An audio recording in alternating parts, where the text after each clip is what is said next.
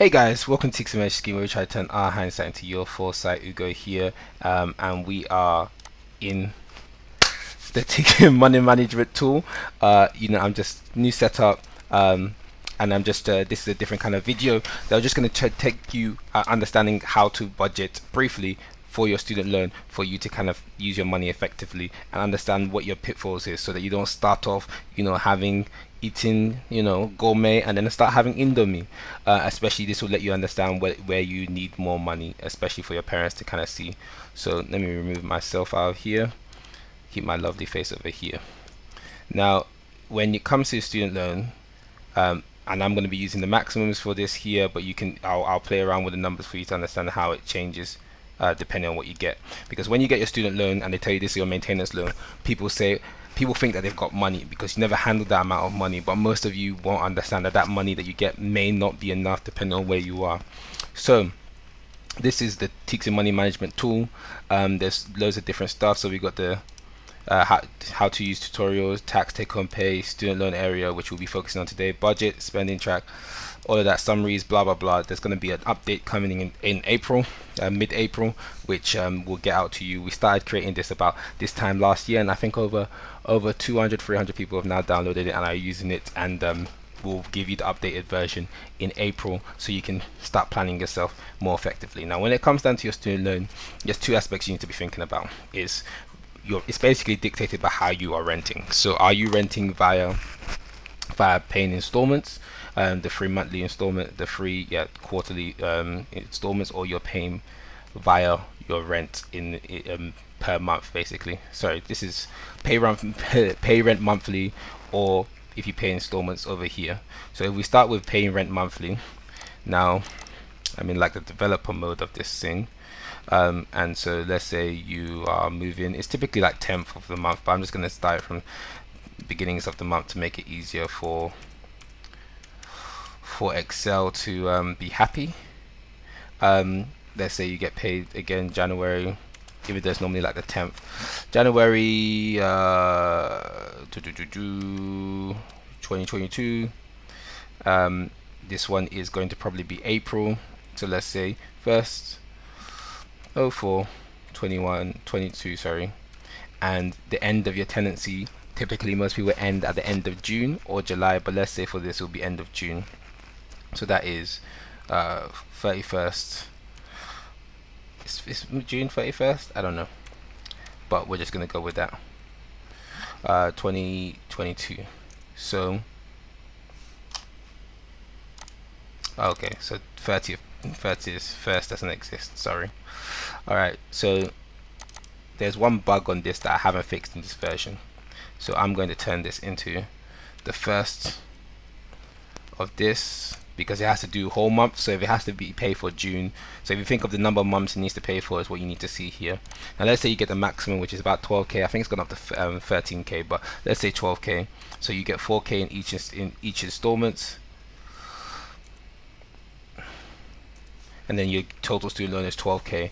Now basically from between your student loan coming in September, it has to last 4 months, this has to last 3 months, and this has to last another 3 months. Now obviously this is typically like 10th of September, 10th of January, and this is typically like 23rd or 20th of April. But for easy numbers you can play around with this. Now let's say this is your 12,000 student loan. You think, oh my days, I've got money. And even some of our family members look at it and think, oh yeah, this person's okay, this one's mint, doesn't have a problem with money when it comes to uni. So if we break it down, between 1st of September, you basically have £1,000 per month. Between January and before your new student loan, you only have 1,333 per month again. And so this does it automatically for you. Now let's say your rent, let's say when I was in Birmingham, maybe say, let's say, was it how much I was paying? Let's be kind, let's say I'm paying £400 per month. Let's say no bills, let's say bills included, if you're doing share with family, is 50. Now let's say if you know how to cook, you could probably do like £200 a month. Let's say if you don't know how to cook, you're probably doing like £300 to £400 a month. Cool. So let's say £400. And let's say transport is 0 because you don't have to travel to uni and you're close to uni. Now what this is telling you is that if your rent per month is 400, utilities 50, food this, your transport is nothing if you're not traveling, and then your savings is, we recommend that after you've all of this, you save 10% a minimum of anything you have left after rent, utilities, and food and transport is paid, and then you have £135 to enjoy and live your best life. So £135, if you break that down, that's only to about £40 a week. That you have to live your best life, whether it's clubbing, going with friends, all that kind of stuff. Now, for example, if you are now in somewhere where it's a bit more expensive, then things starts kicking off. So let's say your rent is 600, and you still have to do 50 pounds on top, then you need more income. You have enough for rent and utilities, because we do this in order of, you know, you need shelter, then you need food, and then you need to be able to get to university. So in terms of any extra money, we first of all allocate it to those. Now in January you're fine. You'll be able to get to, you know, pay your rent, have your utilities paid, and get food of £400 per month. And then you only put 28. You always have to save regardless, because it will help you in a rainy day. And then in those months you have about £255 per month to play with, which takes you up to about £50, 50 to £60 per week to play with, if you look at it in that way. So you have enough for basics. Now, for example, let's say you're in a high area. Let's say you're in London now. Some of the rents can go up to 800. Then you need at least £250 extra just to live. Now, when you look at it like this, then you can now understand how you need to go around. So now, if you now need to know how much you need to work to just do with basics, then let's say extra monthly income. If you're working a job per month, let's say you are earning £400 per month, then extra monthly income at this point in time, you have enough for basics. So if you keep up your job, £400 a month, you will have enough for basics, and only have £135 on top to play with. And then let's say if we go to a bit more of a realistic kind of situation, let me show you kind of this. So you know, let's say you're getting about, most people are in the middle class, and the middle class is mainly the people who are stressing when it comes to student loan. So let's say you have 8k of student loan, maintenance loan. So let's distribute the 8k, no, let's call it 9k. Let's say 3,000.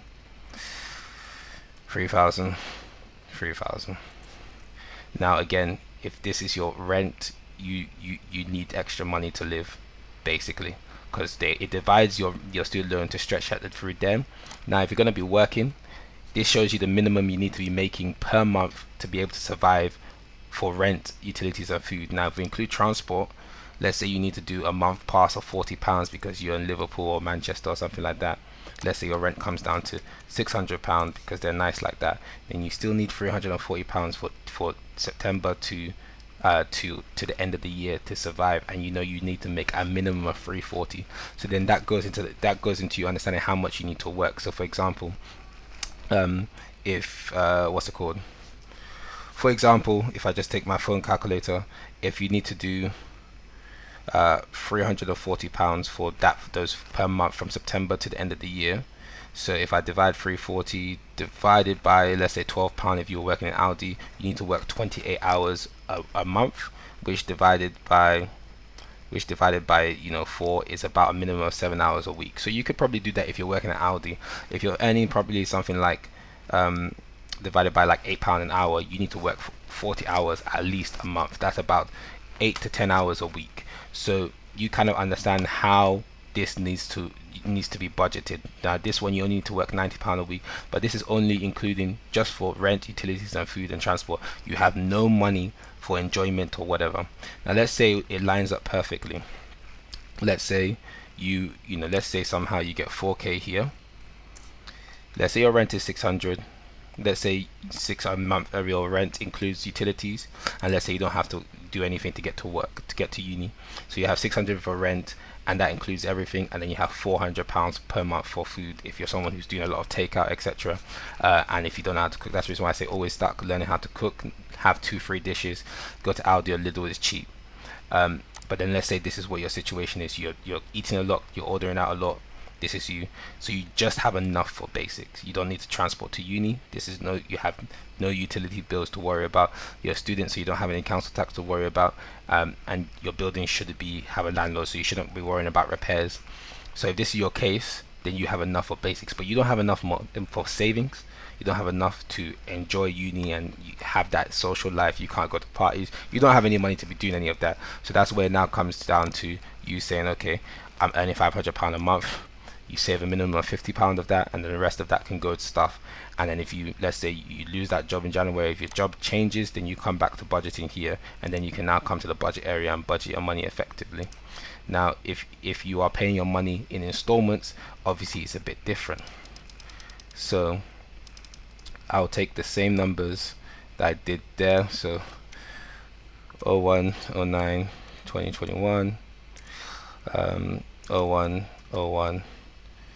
2022, 01, 04, 2022, and 01, 07, 2022. Now obviously the only bug that this is that it does whole numbers. It doesn't know, it's not really that smart as of yet. I'm going to try and fix it in the next update for you to kind of be, so if obviously even if your tenancy ends at the end of June, put it at July. So what you want to be looking at is this area now where it says number of months it needs to stretch. So basically you need to know how many months that money needs to stretch. So let's say now you are doing it by installments, and let's say you have, so in my first year of uni, my student loan didn't handle it wasn't enough for my for my rent. So my I recall it was about 1515, so mine was 1400 each time. Now let's say you had the max, yeah, and you had the 4000, 4000, 4000. Now let's say no utilities, let's say food again is 400 because you're eating out a lot. Some of you could be doing more, and then your dates on this doesn't really matter too much. It's really about how it correlates to this. But let's do it for consistency basis.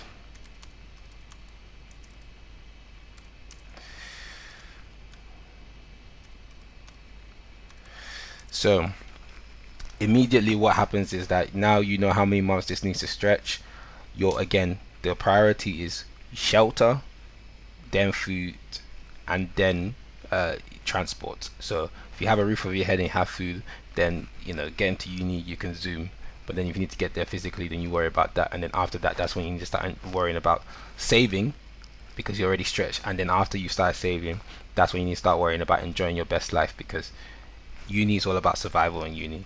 People don't say it enough, but it's really about surviving. So again, similar to when you're renting monthly, let me reduce this so you guys can see it's all in one. So you can see it stretches different because of how many months this money needs to stretch. So typically your first student loan is probably the hardest one to stretch. Your last student loan is probably the easiest for you to save more, because of you're not going to be doing a lot of eating or stuff like that. Sorry, cooking. Sometimes you travel, sometimes you go home, whatever. Now obviously this needs to survive £625 per month. Now again, for some people they want to do this 3 months, but remember, even if you go home during Christmas time, you still have to pay rent over that period of time. The only thing you're saving money on is food costs. That's the only money you save for them. But if what you have left here for 2000, you only have £625 per month to play around with after, if you were to get the maximum. Now let's assuming your rent was 4500 across it, then these are the installments, and this is how you need to budget it. So after that's subtracted, this is what you have left, and then if you divide it by how many months it needs to stretch, you now know how much you have. Now for example, let's say that was, when did I go uni? That was my rent in oh wow, 2014. So let's say now it's gone up to 2500, 2500, 2500. Now based on this, even if you were to get the maximum, you would be able to survive you'd be able to survive January and April with only about £90 to play with in terms of living your best life or going to joining societies or doing any of that. But your first few months you'll be stretched, so you need at least 25 to just to enjoy basics. So then now let's say if you wanted to enjoy basics plus enjoy your life, you need to be maybe earning about £400 a month, then you have about £300 and £30. But obviously you need to balance that within how many hours you can actually give to work. So I think typically it's about 15 hours a week. You'll be able to earn that easily on 15 hours a week. Now again, if you are going to uni and you think, okay, they've given you 10k now, for example, and let's say they're going to distribute it as 4, 3,000 and 3,000. Now people look at their student loan, maintenance loan, and they think, oh my days, look at this, I have money. You don't have money. Once you break it down, this is, and parents, you know, it seems like it's easy. It's not easy. That's the reason why when they come to ask, it's a bit of a stressful thing. So I know it's stressful for you, but appreciate they're gonna need your help, and you will, as a student, or you know, or as a parent, you know that where you can contribute to make their lives easier. But then as a student, you know, am I going to be able to work? What uni am I going to? Is there a lot? Because some unis are in a very rural area, so there's not a lot of jobs beside campus jobs, and there's a lot of competition for the campus jobs. So before you even go to uni, you want to start applying for jobs. Now let's say you see 10k and you think, oh my days, you got money. You know, you think, oh, well, I don't spend that much. I've not seen 10k in my account of the year. That's because your parents are doing a lot of things. So again, you look at this, and then this is the minimum you actually need to live, because once this is paid, this is how much you have left.